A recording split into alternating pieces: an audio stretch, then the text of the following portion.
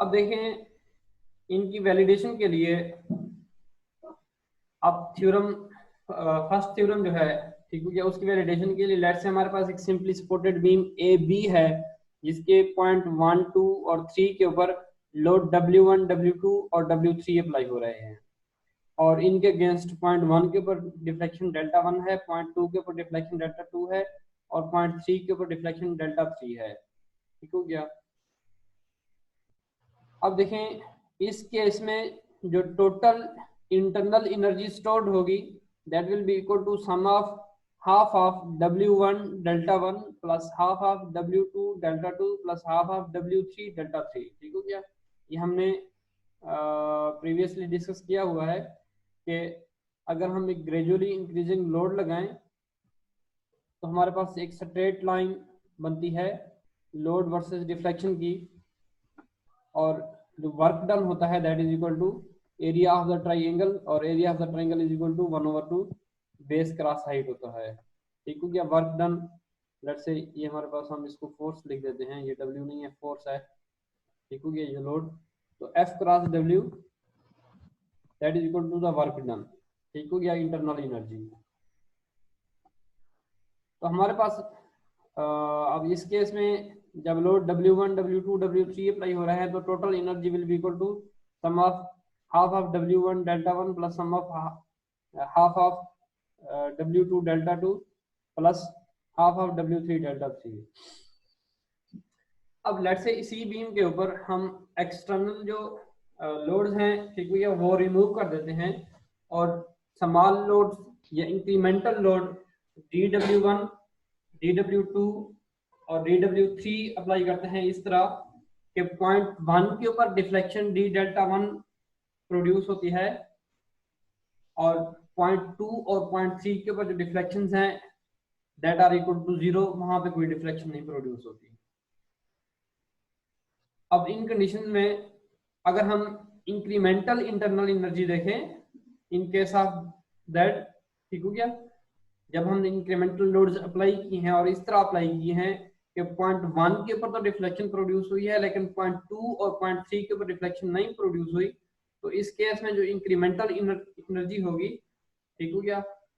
अब देखें इस केस में हमारे पास ये लोड्स ऑलरेडी अप्लाई थे, ठीक हो गया, और फिर ये लोड्स अप्लाई हुए हैं, लेकिन ये लोड्स इस तरह अप्लाई हुए हैं कि अब पॉइंट 2 और पॉइंट 3 के ऊपर डिफ्लेक्शन नहीं थी, तो हमारे पास जो टोटल इंक्रीमेंटल एनर्जी होगी that is W1 delta 1, W1 एक ऑलरेडी अप्लाइड लोड था, ठीक हो गया, मल्टीप्लाइड विद डेल्टा 1 उसकी deflection due to incremental load plus half of DW1 D delta 1।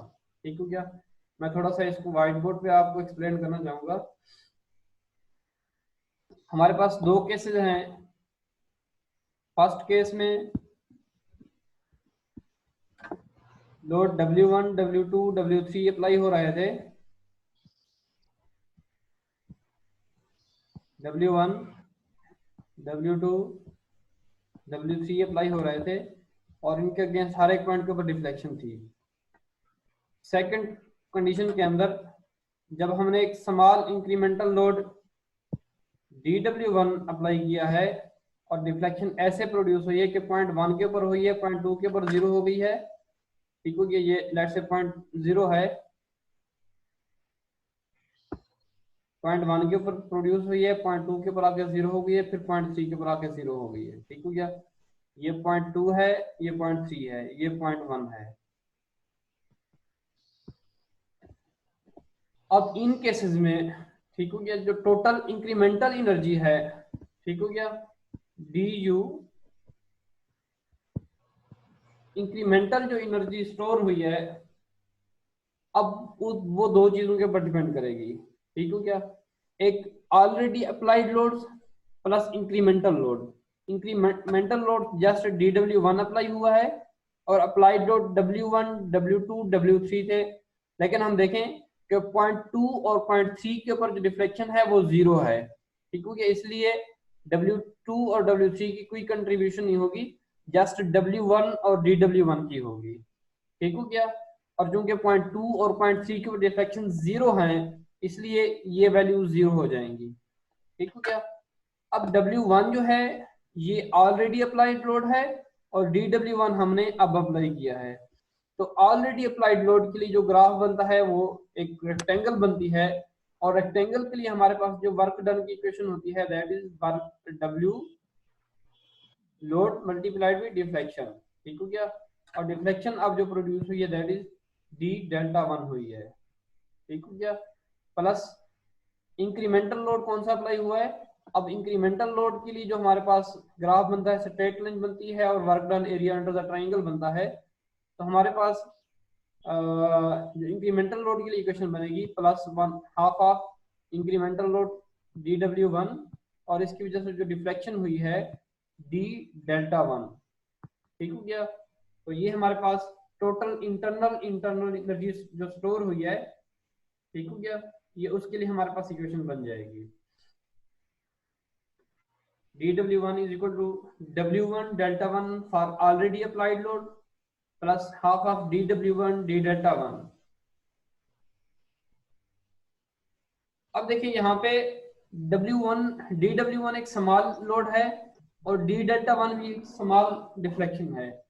अब जब दो स्मॉल क्वांटिटीज एक दूसरे के साथ मल्टीप्लाई होंगे तो उनका रिजल्ट और ज्यादा स्मॉलर होगा। इट मींस दैट कि हम इसको नेग्लेक्ट करके जीरो के इक्वल कर सकते हैं, और इट मींस दैट कि टोटल जो इंटरनल इंक्रीमेंटल एनर्जी हुई है, ठीक है, that is du is equal to W1 d delta 1। अब अगर हम इसका पार्शियल डेरिवेटिव लें, ठीक हो गया, partial derivative of du with respect to deflection d delta, तो हमारे पास इसकी वैल्यू 1 हो जाएगी। हमारे पास जो रिजल्ट आएगा partial derivative of delta u with respect to delta 1 is equal to W1। ठीक हो गया। This is the verification of theorem first. और फर्स्ट थ्योरम यही स्टेट करता है कि partial derivative of total internal energy with respect to deflection is equal to the load at that point. ठीक हो गया। This is the Castigliano's first theorem. अब अगर हम सेकंड थ्योरम को देखें, लेट्स से सेकंड थ्योरम के केस में हम सपोज करते हैं कि initially applied load W1 W2 W3 थे और हमारे पास डिफ्लेक्शन डेल्टा 1 डेल्टा 2 डेल्टा 3 थी।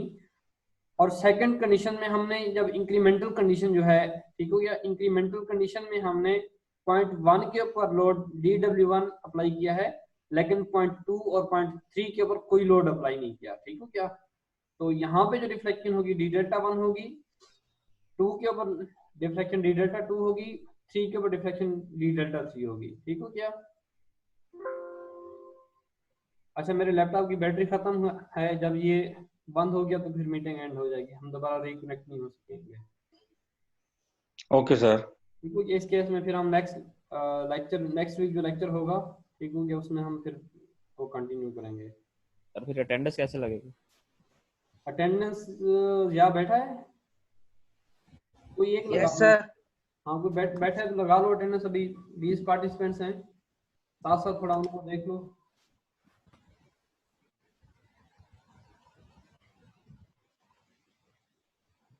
लग रही है हमजा सर। कासिम का आपका मैंने बताया था कि उसकी कजन के वालिद की डेथ हो गई, वो नेबर है इसलिए वो उधर गया हुआ। अच्छा, चले आप बता दो या रोल नंबर नोट कर लो, ये भी लीव लगा दो उसके हमजा सर कासिम अटेंडेंस लग 07। गई है। ठीक है बेटा।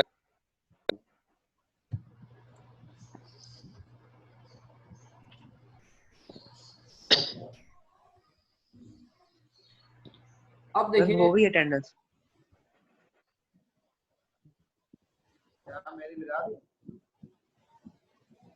अब देखिए जब हम 08 लग जाएगी अटेंडेंस, लग जाएगी, वो आप जो प्रेजेंट बैठे हो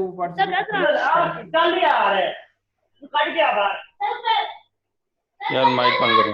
माइक बंद कर दो यार, अपना म्यूट कर लो। तो हमारे पास जो इंटरनल एनर्जी है, ठीक हो गया, इंक्रीमेंटल एनर्जी है, इन दैट केस जब ये लोड ऑलरेडी अप्लाइड थे और एक लोड DW1 इस तरह अप्लाई हुआ है कि डिफ्लेक्शन 8.1 D डेल्टा 1 प्रोड्यूस हुई है, incremental deflection 8.2 D delta 2 produce हुई है और incremental deflection 8.3 D delta 3 produce हुई है। तो हमारे पास जो इंक्रीमेंटल लोड आएगा अब ये W1, W2, W3 ये ऑलरेडी अप्लाइड लोड थे, ठीक हो गया, इसलिए इनके साथ रेक्टेंगल वाला फार्मूला लगा है, ठीक हो गया। Area under the rectangle W1 d delta 1 plus W2 d delta 2 plus W3 d delta 3 plus, अब देखें पॉइंट 1 के लिए जो due to small load DW1 यहाँ पे इंक्रीमेंटल एनर्जी हुई है half of DW1 delta 1, point 2 के ऊपर जो होगी, ठीक हो गया, क्योंकि लोड अप्लाइड नहीं है इसलिए वो 0 हो जाएगी। क्लियर? Yes sir. ठीक होगी, यहाँ पे दो कंडीशन बनेंगी। अब देखें W1, W2, W3 ये ऑलरेडी अप्लाइड लोड थे, ठीक हो गया। जब ऑलरेडी अप्लाइड होता है तो उसके लिए हमारे पास जो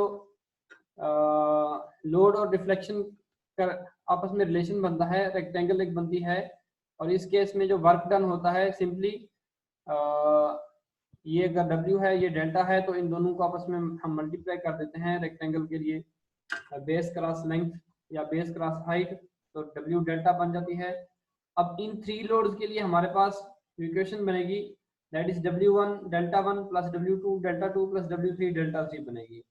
लेकिन इसके साथ फिर यहाँ पे इंक्रीमेंटल लोड DW1 अप्लाई हुआ है, ठीक हो गया, और इसके लिए जो हमारे पास रिलेशन बनेगा वो एक स्ट्रेट लाइन बनेगी, और इसके लिए हमारे पास एरिया अंडर द ट्राइंगल जो होगा that is equal to work done होगा। तो इस केस में हमारे पास जो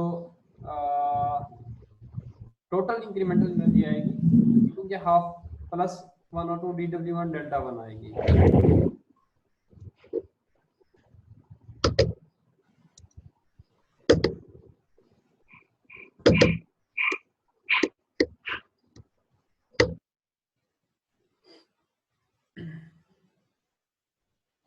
अच्छा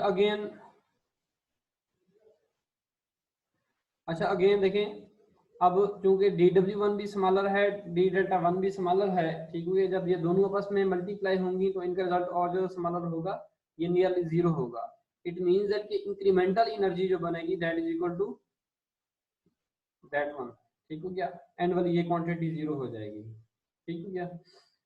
और total external work done due to this loads plus this load, ठीक हो गया।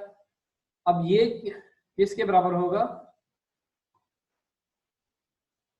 अब ये बराबर होगा load multiplied by deflection at that point, ठीक हो गया, टोटल इंटरनल एनर्जी जो स्टोर हुई होगी। अभी हम बात कर रहे थे DU represents the incremental energy के इंक्रीमेंट कितना हुआ है, टोटल वर्क डन कितना होगा, total load multiplied by total deflection, ठीक है। अब इस पॉइंट के ऊपर जो टोटल लोड होगा W1 प्लस DW1 होगा इस पॉइंट के ऊपर, और इस पॉइंट के ऊपर जो डिफ्लेक्शन होगी डेल्टा 1 प्लस D डेल्टा 1 होगी। पॉइंट 2 के ऊपर लोड W2 है, और इस पॉइंट के ऊपर जो डिफ्लेक्शन होगी डेल्टा 2 प्लस D डेल्टा 2 होगी। इट मींस दैट कि जो टोटल एक्सटर्नल वर्क होगा that is sum of U plus DU, या हमारे पास पॉइंट 1 के लिए total load W1 plus DW1 multiplied by deflection, deflection was delta 1 plus D delta 1। अब पॉइंट 2 के लिए हमारे पास, अब क्योंकि पॉइंट 2 के ऊपर इंक्रीमेंटल लोड नहीं है, जस्ट W2 है, तो W2 multiplied by deflection, deflection delta 2 plus D delta 2 है। और इसी तरह पॉइंट 3 के लिए हमारे पास लोड जस्ट W3 है, deflection delta 3 plus D delta 3 है। अब अगर हम इस इक्वेशन 2.8.3 को माइनस करें इक्वेशन 2.8.4 से, ठीक हो गया, या अगर हम इसको पहले सिंप्लीफाई करें कि हम मल्टीप्लाई करें W1 multiply by delta 1 plus DW1 D delta 1, ठीक हो गया, तो ये जो सेकंड मल्टीप्लिकेशन होगी DW1 D डेल्टा 1 की, ये अगेन स्मॉलर क्वांटिटीज होंगी, ठीक हो गया, इनकी वैल्यू जो होगी 0 होगी। क्लियर? हम इसको सिंप्लीफाई करेंगे और U प्लस D इस इक्वेशन से इक्वेशन 2.83 माइनस करेंगे तो हमारे पास जो रिजल्ट आएगा that will be DU is equal to half of delta 1 DW1 plus half of W1 D delta 1, अच्छा ये सिंप्लीफिकेशन आपसे हो जाएगी या नहीं होगी?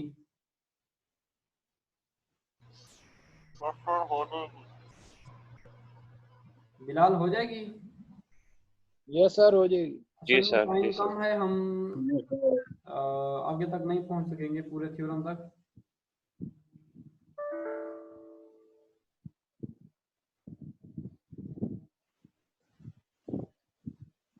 चलें बस अभी यहीं पे एंड कर रहे हैं। सेकंड थ्योरम को हम बाद में स्टार्ट करेंगे नेक्स्ट लेक्चर में। Yes sir. Okay sir. हाँ, ये डेट कर दें सर ये एंड होने वाली है। Hard copy. अटेंडेंस हो गई क्या?